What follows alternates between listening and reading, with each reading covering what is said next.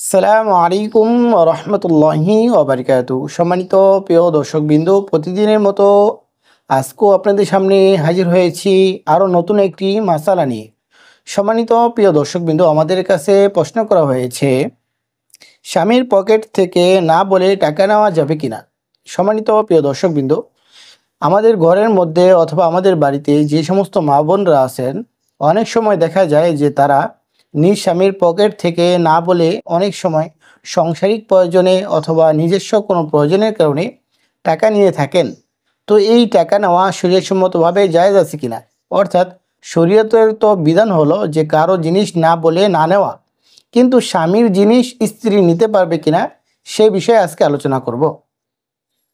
তো সম্মানিত প্রিয় দর্শকবৃন্দ, স্বামী স্ত্রীর মধ্যে যদি এরকম মহাব্বত থাকে, এরকম মিল থাকে যে একজন অপরজনের জিনিসটি ধরলে তাদের মধ্যে পরস্পর কোনো কথা কাটাকাটির কোনো বিষয় থাকে না, অথবা অনুমতির বিষয় থাকে যে হ্যাঁ তুমি যখন তোমাদের প্রয়োজন লাগে তুমি নিতে পারবে, অথবা স্বামীর সামনে থেকে নিলে স্বামী তাকে বাধা দেয় না, এরকম যদি তাদের সংসারের মধ্যে থাকে তাহলে সেক্ষেত্রে স্বামীর পকেট থেকে না বলে টাকা পয়সা নিতে পারবে।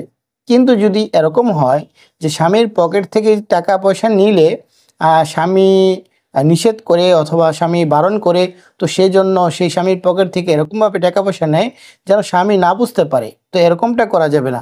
কেননা যদি আপনি এরকমভাবে টাকা নেন যে স্বামী না বুঝতে পারে, তো সেটা কিন্তু এক ধরনের একটা চুরি হয়ে গেল, তো চুরি করা যাবে না। অর্থাৎ আমরা ওই সমস্ত ক্ষেত্রে টাকা পয়সা নিতে পারবো যে সমস্ত ক্ষেত্রে অথবা যে সমস্ত স্বামী স্ত্রীর মধ্যে একে অপরের সাথে মিল মহব্বত রয়েছে, অথবা একে অপরের টাকা পয়সা নিলে কিছু মনে করবে না, এরকম হয়। যদি স্বামী স্ত্রীর মধ্যে কোনো সমস্যা থাকে, অর্থাৎ তাদের মধ্যে যদি একে অপরকে টাকা পয়সা আদান প্রদান অথবা টাকা পয়সা ধরার সম্পর্কে নিষেধাজ্ঞা করে থাকে, অর্থাৎ স্বামী যদি স্ত্রীকে বলে থাকে যে তুমি আমার পকেট থেকে টাকা পয়সা নিবে না, অথবা টাকা পয়সা নিলে সে পরবর্তীতে এতে গালমন্দ করে অথবা সে অসন্তুষ্ট হয়, এতে এরকম পরিস্থিতি হলে তো টাকা পয়সা নেওয়া যাবে না।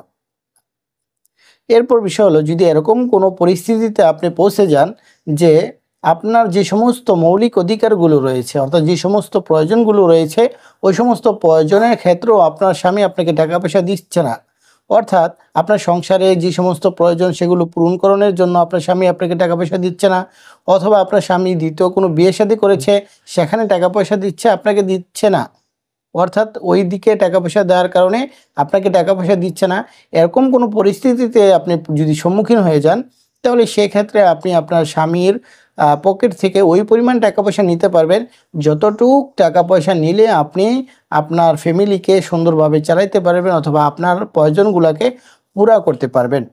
তো আল্লাহ রব্বুল আলামিন আমাদের সকলকে এই মাসালাগুলোকে সুন্দরভাবে বুঝে আমল করার তৌফিক দান করুক।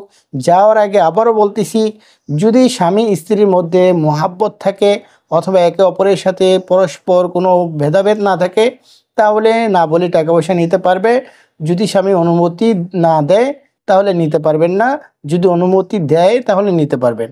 আর যদি স্বামী স্ত্রীর মধ্যে পরস্পর একে অপরের সাথে এরকম কোনো মতানৈক্য থাকে যে স্বামী প্রচুর আপনার প্রতি অমনোযোগী হয়ে যায় অথবা আপনার প্রতি অন্যমনস্ক হয়ে যায়, আপনার সংসারের প্রতি সে খেয়াল না রাখে, তো সেক্ষেত্রে আপনি আপনার সংসার চালানোর জন্য যতটুকু প্রয়োজন ততটুকু পরিমাণ আপনি আপনার স্বামী থেকে নিতে পারবেন, এর থেকে বেশি নিতে পারবেন না।